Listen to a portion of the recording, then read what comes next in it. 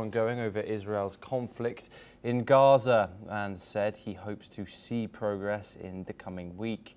Even as ceasefire negotiations in Doha remain stalled, let's listen in to what he said. We are talking, and hopefully we're going to get that straightened out over the next week. Let's see what happens.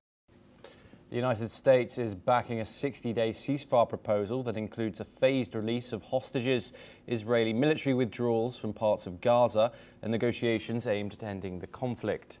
Meanwhile, Trump's Middle East envoy, Steve Witkoff, said that he remains hopeful about the Gaza ceasefire talks. Speaking to reporters in Teterboro, New Jersey, Witkoff added that he would meet senior Qatari officials later in the day on the sidelines of the FIFA Club World Cup final. We're now joined by Bergzine Wagmar, who joins us from the Centre of Iranian Studies, located in London. Thank you very much for joining us. Bergzine, there was optimism until a couple of days ago, until we got some news that these ceasefire talks have now stalled.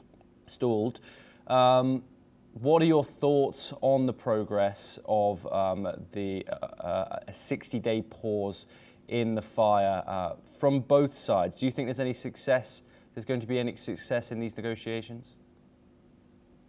No, none at all. And insofar as I'm concerned, the talks in Doha are about to collapse. So there's no question of a 60-day truce being introduced.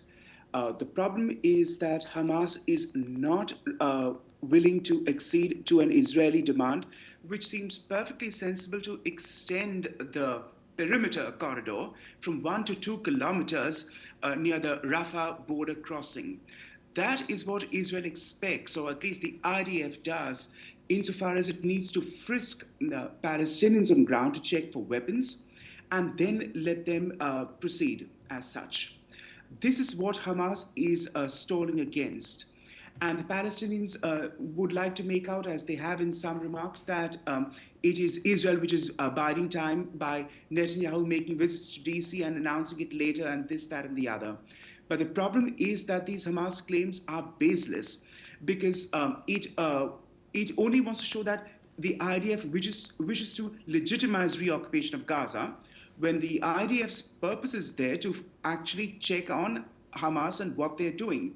The very fact that Hamas has strength still to set up booby traps in abandoned buildings and kill IDF soldiers on ground points to that.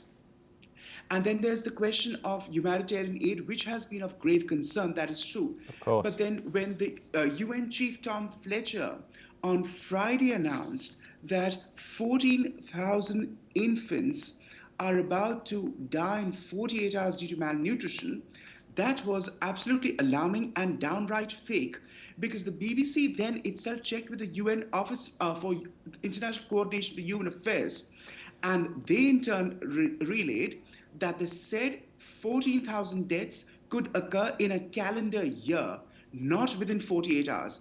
So we have gripes and information on the ground too, and for Tom Fletcher from the UN aid mission to even make a remark to that effect is absolutely irresponsible. But Bergzine, I believe he did retract that statement after he made it. And also we do have... But the damage is done.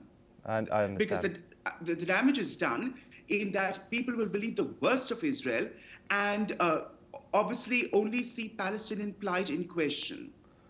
But it was highly irresponsible. Yes. Also, we have, obviously you've mentioned it briefly about the aid that is a talking point in this deal. Israel have refused